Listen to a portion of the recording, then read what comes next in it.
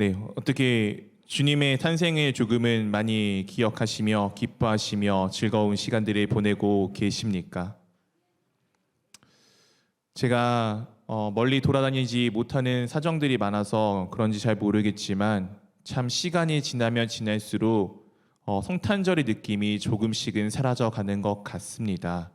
옛날에는 정말 거리마다 캐롤이 들렸고 거리마다 장식이 가득히 있었고 하나님을 영원히 찬양하는 모습들이 참 곳곳 가운데 보였던 것 같은데 어느 순간은 그냥 그 하나님을 기뻐하고 아기 예수의 탄생은 다 사라진 채 오직 돈 벌기에만 혈안이 되어져 있는 상업적 요소만 남아있지는 아니한지 참 염려가 됩니다.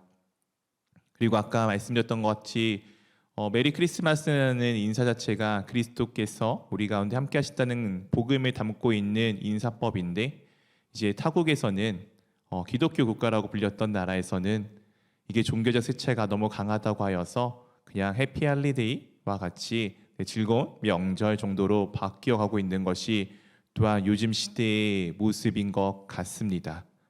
그리스도께서 우리 가운데 찾아오신 이것이 얼마나 큰 기쁨인지를 잊고 잊혀져가는 이 시대 가운데 또한 우리가 다시 한번 우리 가운데 찾아오신 아기 예수를 기억하며 나아가기를 원합니다.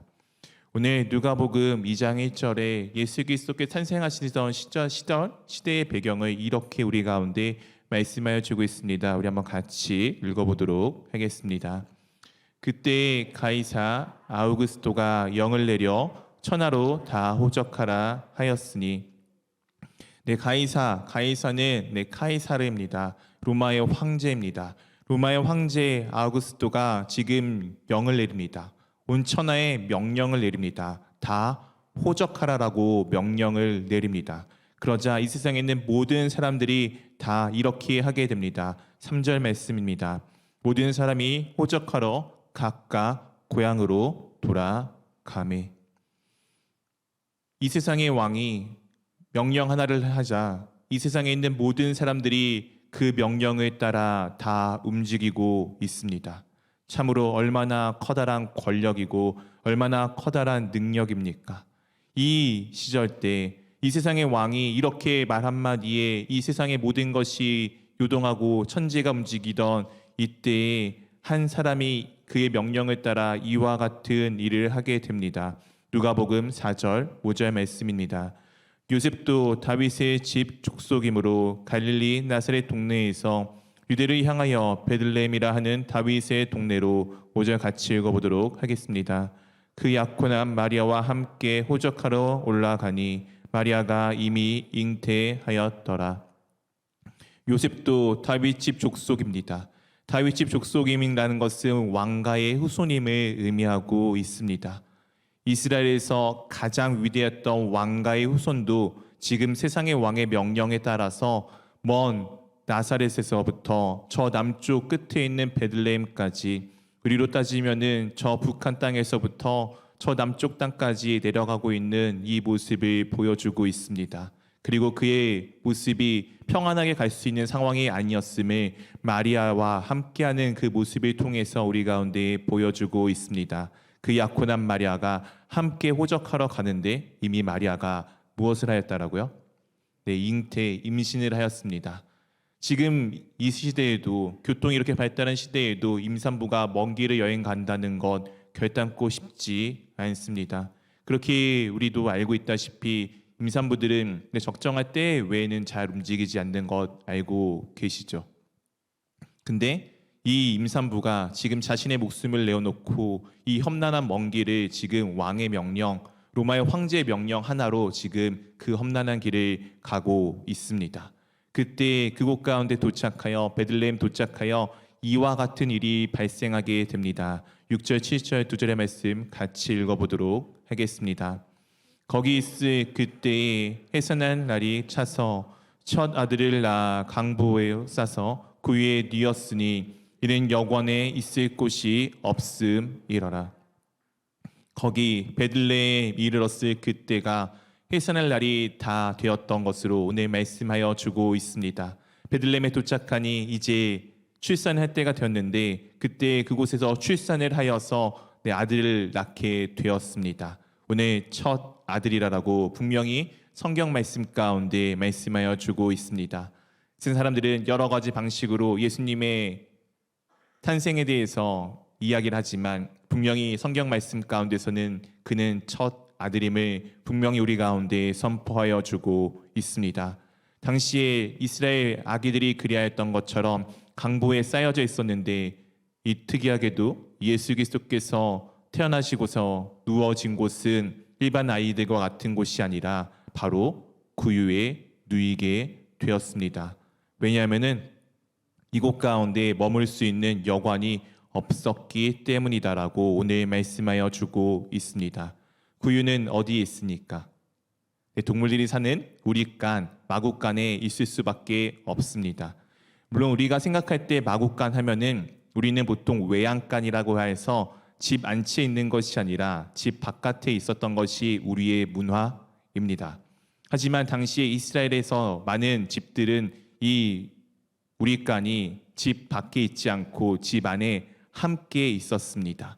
이스라엘 땅에는 사막 기후이기 때문에 아침, 저녁에는 새벽에는 많이 추웠습니다. 그래서 이 짐승들의 온기를 또한 짐승들의 온기를 통해서 집안에 데피기 위해서 그래야 했는지는 모르겠지만 집 아래층에 혹은 조금 앞에 쪽에 이 우리간들이 함께 자리를 잡고 있었습니다. 집에서 가장 낮은 위치에 있었습니다. 로마 황제가 다스리던 이 시대에 예수 그리스도께서는 사람이 누울 만한 그 자리에도 눕지 못하시고 가장 집안에서도 가장 낮은 위치에 있는 그곳에 누이셨습니다. 황제는 말 한마디에 세상을 움직이는데 우리의 아기 예수께서는 그 누구보다 연약하고 약한 모습으로 이 땅 가운데 찾아오셨습니다. 이런 시대와 이런 상황을 뒤로하고 또한 장면이 이 바깥에 있는 한 목자들에게로 전환이 됩니다. 8절입니다. 그 지역의 목자들이 밤에 밖에서 자기 양떼를 지키더니 그 지역의 목자들이 지금 밤에서 자기의 양떼를 지키고 있는 모습을 오늘 말씀 가운데 말씀하여 주고 있습니다. 이 시대의 상황에 여전히 자신의 일에 최선을 다하고 있는 목자들, 그리고 이스라엘에 있어서 가장 근간이 되는 이 직업의 형태는 바로 목자들입니다. 다윗도 아브라함도 그리고 더 거슬러 올라가면은 이제 어떻게 보면 아벨조차도 다 목자였습니다. 이스라엘에 있어서 목자는 그들의 정체성을 의미하는 것입니다. 우리에게는 백이 민족과 같은 것들, 동이 민족과 같은 것들이 정체성이다라고 한다면은 이 이스라엘 백성들에게 있어서는 목자라는 것이 그들의 정체성입니다. 그 목자들, 여전히 자기 양떼를 지키고 있는 목자들이 그렇게 있을 때에 9절에 이런 일들이 발생을 하게 됩니다. 우리 9절 같이 읽어보도록 하겠습니다. 주의 사자가 곁에 서고 주의 영광이 그들을 두루 비춤에 크게 무서워하는지라. 그들이 여전히 자기 양떼를 지키고 자신의 사명을 다하고 있는 그 순간에 주의 사자가 그들 곁에 서 있습니다. 그리고 주의 영광이 그들을 두루 누군가에게 특정하게 비추는 것이 아니라 그들 모두에게 하나님의 영광이 비추어 있을 그때에 그들이 무엇을 하냐면은 크게 무서워하였습니다. 이런 무서움 가운데 천사가 그들에게 이렇게 말을 합니다. 10절 11절입니다. 천사가 이르되 무서워하지 말라. 보라, 내가 온 백성에게 미칠 큰 기쁨의 소식, 좋은 소식을 너에게 전하노라. 11절 같이 읽어보도록 하겠습니다. 오늘 다윗의 동네에 너희를 위하여 구주가 나셨으니 곧 그리스도 주시니라. 무서워하고 그들이 떨고 있는 그들 가운데 천사가 두려워하지 말라라고 말씀하여 주고 있습니다. 그리고 온 백성에 미칠 기쁜 좋은 소식, 복된 소식, 우리가 흔히 말하는 복음을 너희에게 전하여 준다라고 천사가 그 말을 전하여 줍니다. 그 말이 무엇입니까? 오늘 다윗의 동네, 이스라엘의 가장 위대한 왕이었던 왕권의 상징인 다윗의 동네, 베들레헴에 너희를 위하여 우리를 위하여 구주가 나셨다라고 지금 우리 가운데 복된 소식을 전하여 주고 있습니다. 구주가 나셨는데 그가 누구시라고요? 곧 그리스도 주이십니다. 사랑하는 성도 여러분, 여러분들은 예수 그리스도가 나의 삶의 구원자 되시며 나의 삶의 주님이 되심을 믿으십니까? 우리가 그것을 믿으며 나가기를 원합니다. 예수 그리스도께서 우리의 구원자가 되셨으며 예수 그리스도께서 우리의 삶의 주인이 되셨음을 고백하기를 원합니다. 오늘 다윗의 동네에 우리를 위하여 구주가 나셨다라고 분명히 우리 가운데 전하여 주었습니다. 그리고 나서 그것에 대해서 이렇게 우리 가운데 또한 알려주고 있습니다. 12절 말씀 같이 읽어보도록 하겠습니다. 너희가 가서 강보에 쌓여 그 위에 뉘어 있는 아기를 보리니 이것이 너희에게 표적이니라 하더니, 지금 다윗의 동네에 구주가 나셨습니다. 이 구주가 났다는 것은 이 당시에 이 구주 말고도 또 다른 아이들이 많이 태어났을 것 아닙니까? 이 아이 중에 특별한 알아볼 수 있는 방법이 하나가 있었는데 그것이 무엇이죠? 강보에 쌓여 구유에 뉘어 있는 아기를 보리니. 다른 태어난 수많은 아이들 중에서 특별하게 한 아이가 있을 것인데 바로 구유에 뉘어 있는 아기였습니다.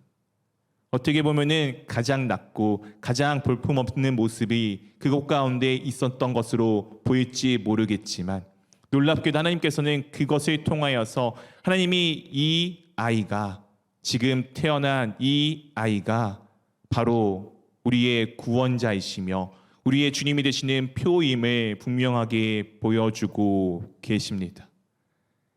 세상에서는 가장 볼품이 없는 모습이었지만 주님께서는 가장 귀한 것으로 지금 바꾸어 주시는 모습을 우리 가운데 보여주고 있습니다.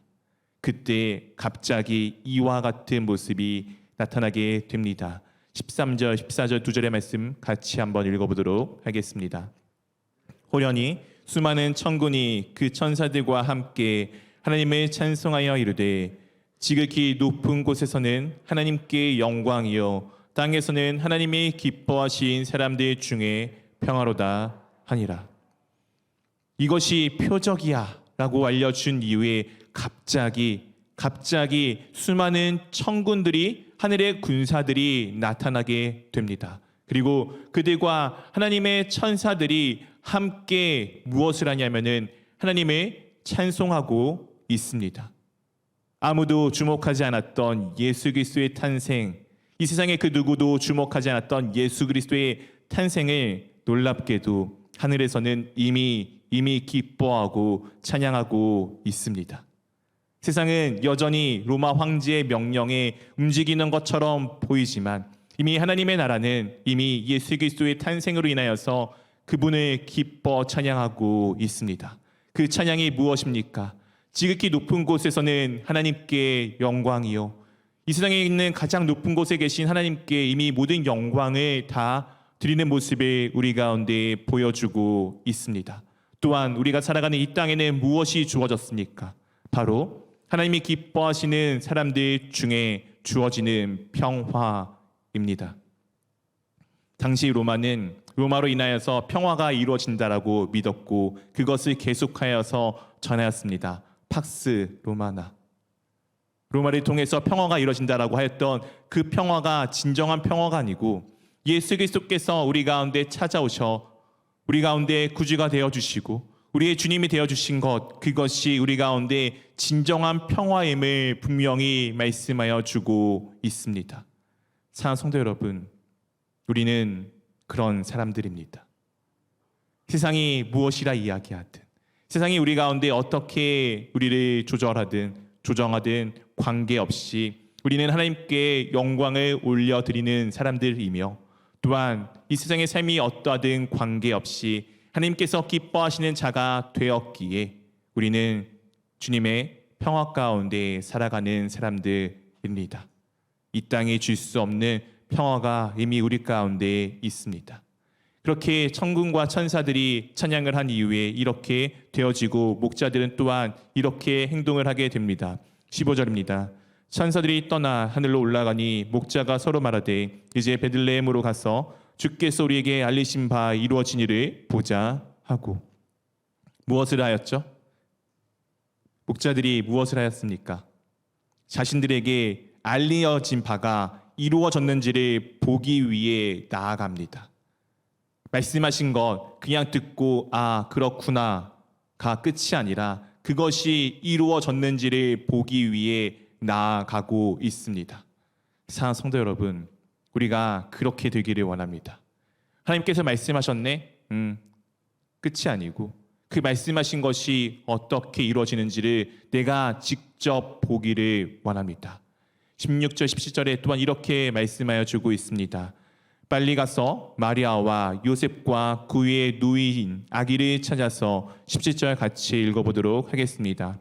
보고 천사가 자기들에게 이 아기에 대하여 말한 것을 전하니. 네, 그들이 그냥 간 것이 아니고 어떻게 했다고요? 빨리 갔습니다.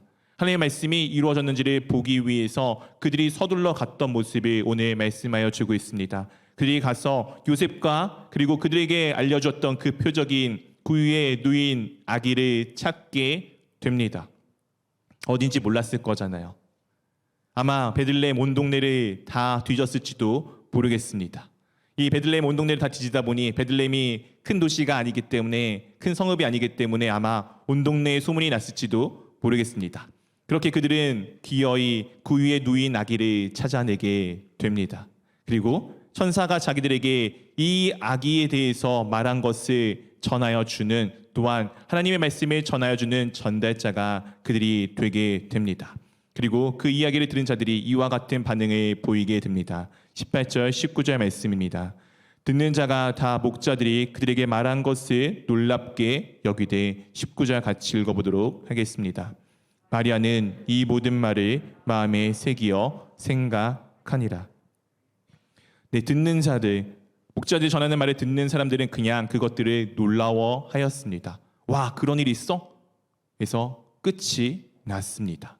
하지만 예수 그리스도의 어머니 마리아는 이 모든 말을 어떻게 했다고요? 마음에 새기어 생각하게 되었습니다.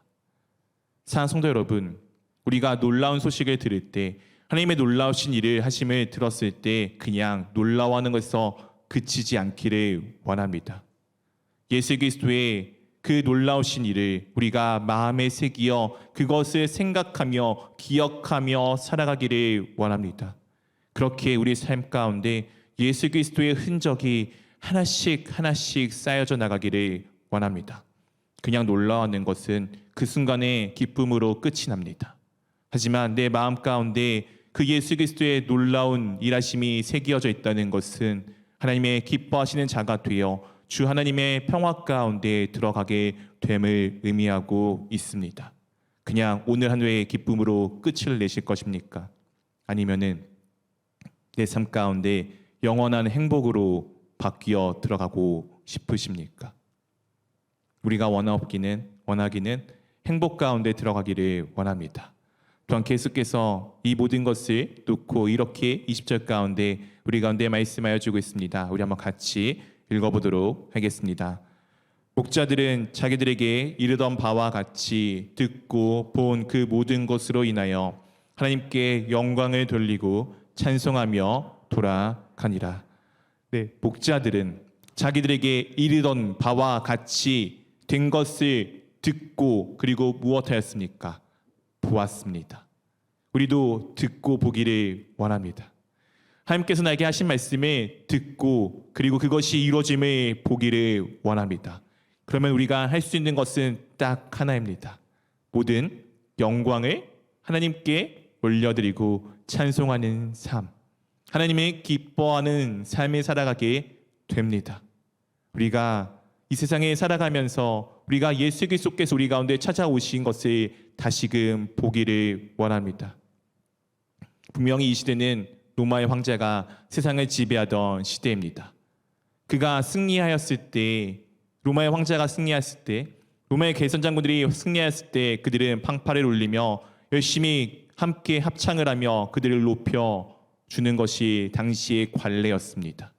오늘 그들의 명령 가운데 정말 약하디 약한 한 아이가 이 땅 가운데 태어났을 때 놀랍게도 세상에는 그 누구도 그 아이를 알아주진 못하였지만 하늘에서는 이 로마의 모습과 같이, 아니 그것보다 훨씬 더 찬란하고 위대하고 아름답게 우리의 주님 되신 예수 그리스도, 아기 예수 그리스도를 찬양하였습니다. 세상은 알지 못하지만 우리는 알고 있습니다. 진정한 승리가 무엇인지, 진정한 승리가 무엇인지. 우리가 주님 안에 구원을 받은 자로서, 주 예수 그리스도를 내 삶의 주님으로 삼아 살아가는 자로서 오늘도 우리 가운데 찾아오신 예수 그리스도를 기뻐하며 하나님께서 우리 가운데 말씀하신 그 말씀을 우리가 듣고 보고 내 마음 가운데 새기어 그것들을 기억하며 예수 그리스도께서 우리 가운데 주신 평화를 누리며 영원하신 하나님을 기뻐 찬양하는 우리가 될 수 있기를 주님의 이름으로 축원드립니다.